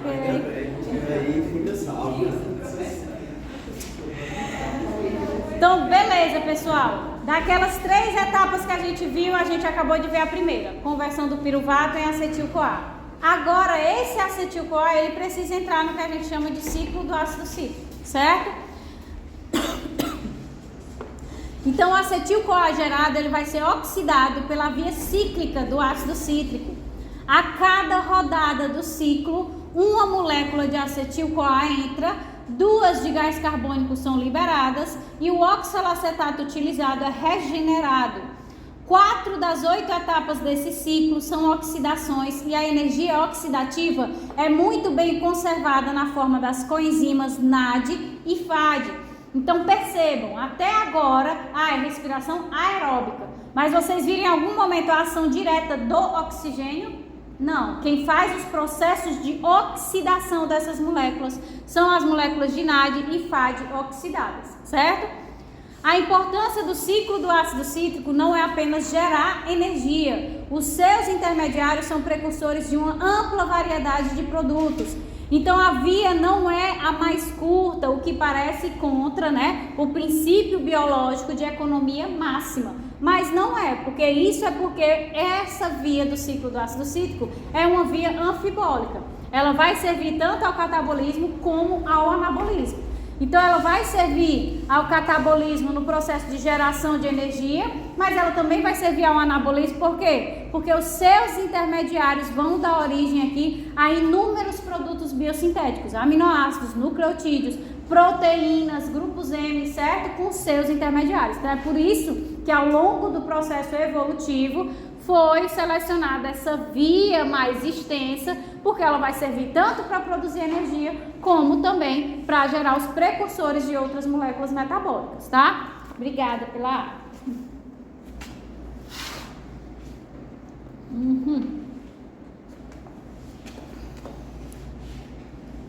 Então aqui é o resumão, que é o que a gente vai poder ter contato, certo? Com o ciclo do ácido cítrico. O acetil-CoA, que saiu lá do complexo da piruvato desidrogenase, ele vai se condensar com uma molécula de oxalacetato, certo? Essa condensação do oxalacetato com o acetil-CoA é feita pela enzima citrato sintase, certo? Nesse processo vai sair a coenzima A, ou seja, ela foi reciclada e pode voltar a atuar onde? Lá na piruvato desidrogenase, né? Que ela não é necessária como cofator. Então, ela liberada aqui, ela pode voltar lá para a piruvato desidrogenase. Nesse processo, vai se utilizar uma molécula de água para fazer essa condensação hidrolítica, gerando aí uma molécula de citrato, certo? Então, a gente tem aqui 2 carbonos mais 4 carbonos do oxalacetato. A gente vai dar origem a essa molécula de 6 carbonos, que é o citrato, certo? Lembrando lá do início que o citrato é um modulador negativo da glicólise, especificamente qual enzima, que é a mais regulada? A PFK1, né? A fosfofrutoquinase 1. Se eu tenho uma alta concentração de citrato, significa que eu já estou aí bem suprido energeticamente. Eu não preciso continuar fazendo tanta via glicolítica. Então, ele regula negativamente a ação da PFK1, a terceira reação da glicólise. Beleza, esse citrato, ele vai passar por uma reação de desidratação e depois reidratação, ou seja, ele precisa formar um intermediário, que é o intermediário cis-aconitato, certo? Então, ele desidrata e depois reidrata para formar o isocitrato. Quem faz esse processo de desidratação e reidratação é a enzima aconitase, ok? Então, aqui o isocitrato ele vai ser convertido em alfa-cetoglutarato, que é o principal precursor de inúmeras moléculas biológicas, aminoácidos, nucleotídeos, certo? É o principal utilizado como precursor. E aqui a gente tem a primeira perda do CO2. Quando eu estou falando de respiração, eu sei que quando a gente inspira, respira o oxigênio, e quando solta, libera o gás carbônico. De onde vem esse gás carbônico? Do ciclo do ácido cítrico, certo? Então, a primeira molécula de CO2 que é liberada vai ser da reação de isocitrato a alfa-cetoglutarato pela isocitrato desidrogenase, certo? Depois disso, esse alfa-cetoglutarato, ele vai ser convertido em succinil-CoA. Então, percebo que tem a entrada aqui, de novo, da coenzima A, certo? Oi? Rapidinho, só para passar o tempo, esse portador de CO2 para chegar até a hemoglobina. Aí ele é liberado na corrente sanguínea na forma do iobicarbonato. Aí ele se liga às hemácias nessa forma de iobicarbonato, entendeu? Então a célula já... A célula já libera porque ele já vai no formato de gás. Aí quando chega no sangue, na solução aquosa, ele vira iobicarbonato. Aí pode circular também diretamente, só que se ele aumentar muito a concentração livre, ele vai interferir no pH, então ele sempre vai se ligar às hemácias. Mas também pode ser encontrado em iobicarbonato livre, certo? Você tem um transportador, o gás mesmo. Não, ele é liberado direto. Aí aqui o alfa-cetoglutarato vai ser convertido em succinil-CoA e vai ter a liberação da segunda molécula de gás carbônico nesse processo, tá? Essa reação do alfa-cetoglutarato em succinil-CoA é catalisada pela alfa-cetoglutarato desidrogenase.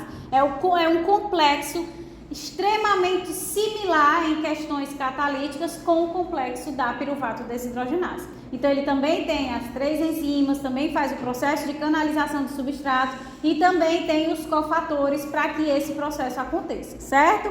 Então, por isso que a gente tem a adição aqui da coenzima A, o mesmo processo que acontece mecanismo catalítico que tem lá na PDH. Depois disso, esse succinil-CoA vai ser convertido em succinato. Então, ele vai ter aqui a perda da coenzima A e também a conversão dele nesse processo consegue gerar, libera energia suficiente para formar uma molécula de ATP ou de GTP. Nos animais, a molécula que é gerada nessa reação normalmente é um GTP, que é equivalente energeticamente ao ATP. Nas plantas, o que é gerado principalmente é uma molécula de ATP, certo? Então, a conversão do succinil-CoA em succinato é feita pela succinil-CoA sintetase, que ela vai conseguir gerar o GTP. Percebam que ele libera a energia para unir o GDP ao fosfato. Não tem nenhum grupo fosfato aqui para ser transferido. Ele só libera a energia suficiente para conseguir juntar esses dois grupos que já estão livres lá na matriz mitocondrial, certo?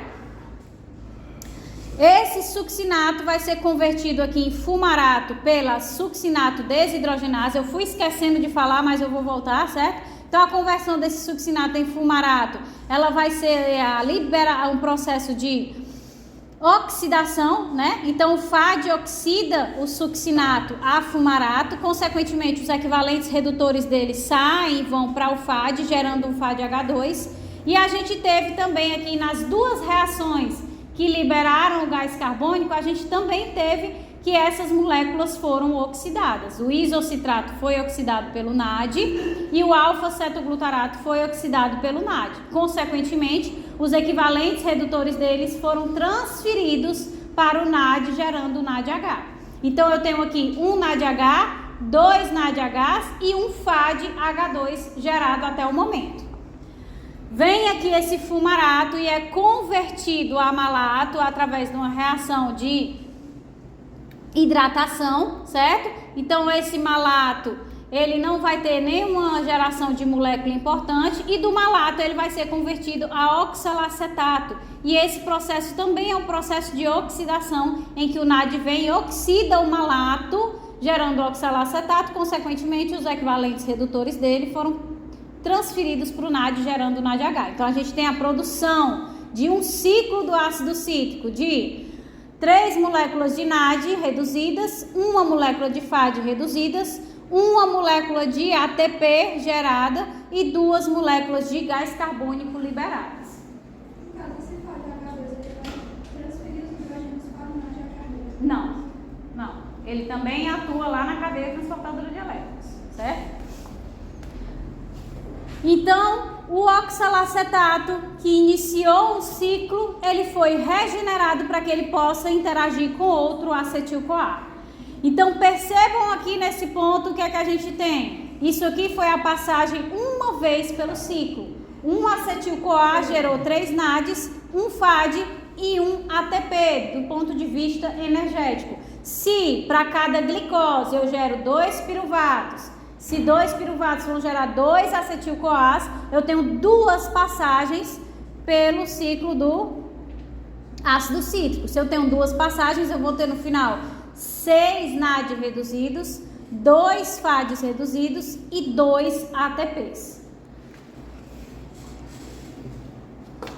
Então, basicamente, o ciclo consiste na redução de 3 moléculas de NAD, uma de FAD, a produção de um ATP ou GTP e a liberação de 2 moléculas de gás carbônico que não são provenientes do acetil-CoA.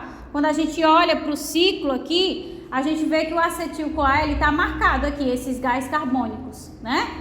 Quando a gente vai caminhando ao longo do ciclo, a gente vê que esses gás carbônicos que estão saindo, eles não estão saindo desse quadradinho rosa.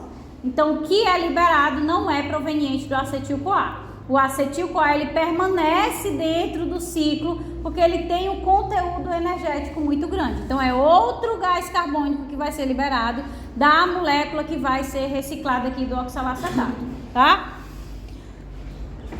Então, na fosforilação oxidativa, essas coenzimas reduzidas fornecem a energia para a produção de ATP. Então, um NAD reduzido, após transferir os seus elétrons à cadeia transportadora de elétrons, gera 2,5 ATPs. e um FAD reduzido gera 1,5 ATPs. A gente vai já ver, tá? Então, tem-se que 2 ATPs e 2 NADHs, até agora, né? A gente tem 2 ATPs e 2 NADHs da glicólise, se lembram, né? Temos 2 NADHs da oxidação dos 2 piruvatos. Temos 3 NADHs, 1 FADH2 e 1 ATP ou GTP proveniente de uma volta no ciclo do ácido cítrico. Porém, para cada glicose, são 2 passagens pelo ciclo. Então, a gente vai ter, no final das contas, para cada glicose, a formação no ciclo do ácido cítrico de 6 NADHs, 2 FADH2 e 2 ATPs ou GTPs. Fazendo-se os cálculos, a gente tem aí, proveniente da glicólise, já que eu já disse para vocês quantos ATPs a cadeia transportadora de elétrons vai gerar. Então, quando eu pego o NAD gera na cadeia transportadora de elétrons 2,5 ATPs.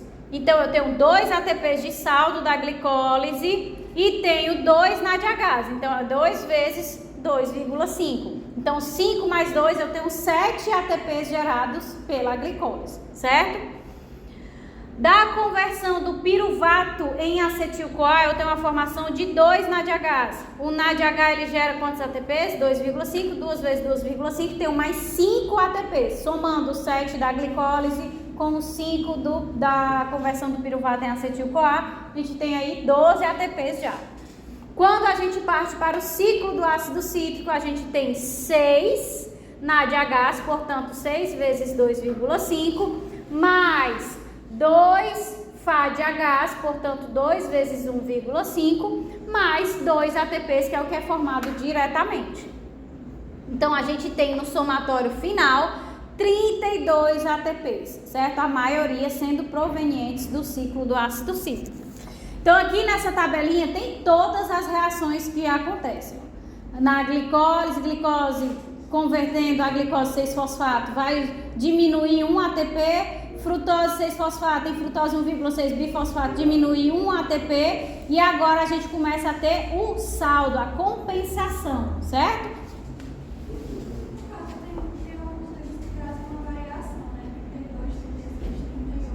É de 30, depende das lançadeiras, que a gente não vai poder... Mas só o que é essa palavra? O que é? Como assim? Que palavra? Essa lançadeira, depende da lançadeira. Lançadeira é porque assim, não tem o NAD que é originado da glicólise, que foi que eu mencionei para vocês lá no início. A glicose acontece aonde? No citossol. Então esse NAD, onde é que está a cadeia transportadora de elétrons que a gente viu a aula passada? Na membrana interna da mitocôndria. Então esse NAD que é proveniente da glicólise, ele precisa entrar dentro da mitocôndria e se ligar lá à membrana interna da mitocôndria. Não tem transportador para ele na membrana da mitocôndria. Então existem lançadeiras, que é um sistema de conversão desse NADH, entrega esses hidrogênios a um precursor, esse precursor entrega a outro precursor, que tem um transportador, aí ele passa lá dentro, ele entrega a outro precursor, que entrega a outro precursor, que devolve ao NAD, aí tem o NAD agora reduzido lá dentro da mitocôndria, entendeu? Esse processo algumas vezes gasta ATP, aí a gente tem um saldo menor e às vezes ele vai direto, ele não gasta ATP, então a gente tem um saldo maior. Então é isso que tem essa variação, certo?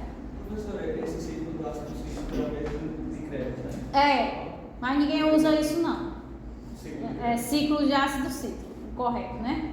Em relação ao consumo no ciclo de Krebs, seria de quanto? Tipo, já está considerando 32 do saldo. 32 é o total. Total. É 32 menos 12, né? São 20 ATPs gerados pelo ciclo do ácido cítrico. O ciclo do ácido cítrico seria mais enérgico. Teria mais produção de ATP do que a cadeia transportadora de elétrons? Não. Todos esses ATPs aqui que a gente está somando considerando a cadeia transportadora de elétrons. O que o ciclo do ácido cítrico gera é NAD, FAD e esses 2 ATPs. Os ATPs que vão ser produzidos a partir desse NAD e desse FAD é graças à ação da cadeia transportadora de elétrons, certo? Então aqui tem todas as reações, né, que tem produção de moléculas de potencial energético, inclusive as que tem a perda, né, de ATP. E aqui, ó, nessa reação lá da glicólise, que a gente tem a geração dos 2 NADHs, é que a gente vai ter a variação. Ou ela pode produzir 3 ATPs, ou ela pode produzir 5 ATPs. É por isso que a gente diz que produz de 30 a 32 ATPs, certo? Porque essa variação aqui depende das lançadeiras que vão colocar esse NAD lá para dentro da mitocôndria, ok? Então vamos iniciar, deixa eu ver em qual tá, meu Deus. Vamos iniciar a cadeia transportadora de elétrons para a gente dar o tão sonhado intervalo. Então a fosforilação oxidativa é a culminação do metabolismo produtor de energia em organismos aeróbios. A fosforilação oxidativa envolve a redução do oxigênio à água com os elétrons doados pelo NAD e pelo FAD na membrana interna das mitocôndrias. Então a glicólise acontece no citossol, a conversão do piruvato em acetil-CoA e o ciclo do ácido cítrico acontece na matriz mitocondrial e a cadeia transportadora de elétrons acontece na membrana interna da mitocôndria. Então a fosforilação oxidativa ela começa com a entrada de elétrons na cadeia respiratória através da ação de desidrogenases que catalisam os elétrons no NAD, no NADP ou FAD ou FMN. Outros 3 tipos de moléculas carreadoras de elétrons funcionam na CTE. A ubiquinona, que eu até mencionei para vocês quando a gente estava falando de lipídios, né, que é aquela molécula que consegue transitar na bicamada lipídica, porque ela é um lipídio, então ela é apolar. Os citocromos e as proteínas ferro e enxofre. Então a gente tem aqui, né, a estrutura dos citocromos, que tem esse papel nessa transferência de elétrons.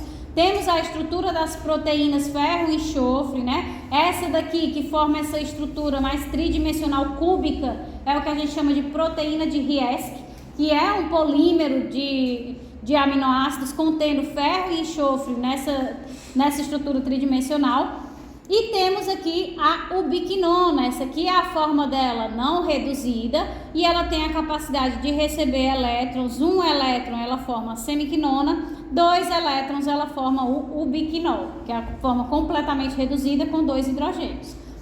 Na reação global da cadeia respiratória, os elétrons se movem devido à ordem crescente de potencial de redução. Assim, os elétrons fluem espontaneamente. Então, como é que esse NADH, esse FADH2 consegue entregar esses hidrogênios, esses elétrons na cadeia transportadora de elétrons?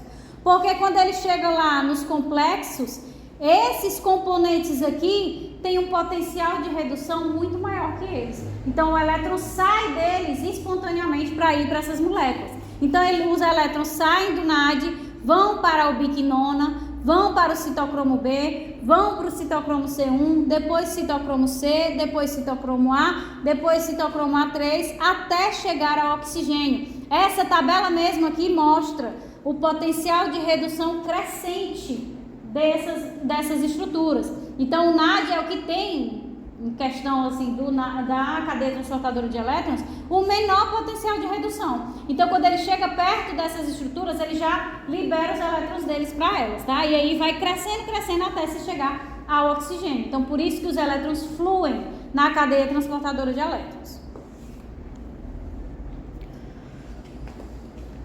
Então vamos entrar agora nos complexos que realizam esse transporte de elétrons, né?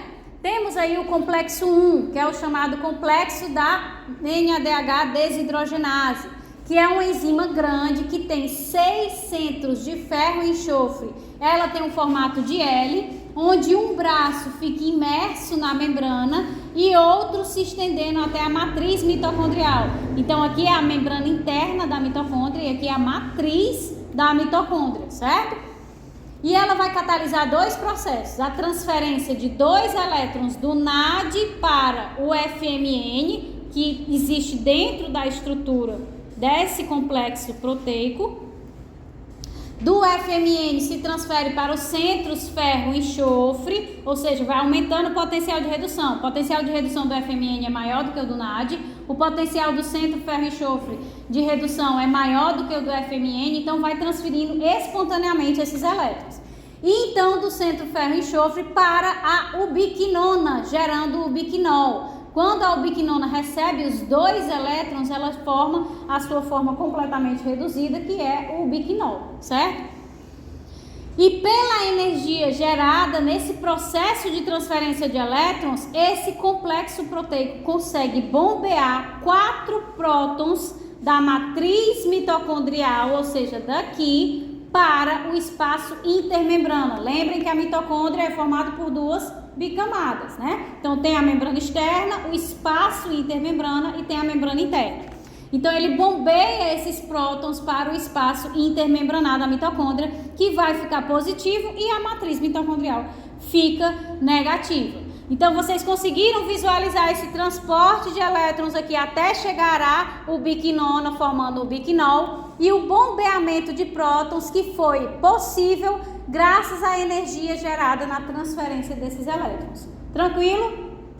Pessoal, vocês querem fazer a pausa agora? Porque pra mim tá puxado. Já tô mentalmente cansada. Pra vocês também deve estar pior ainda, né? Então a gente faz a pausa e volta depois.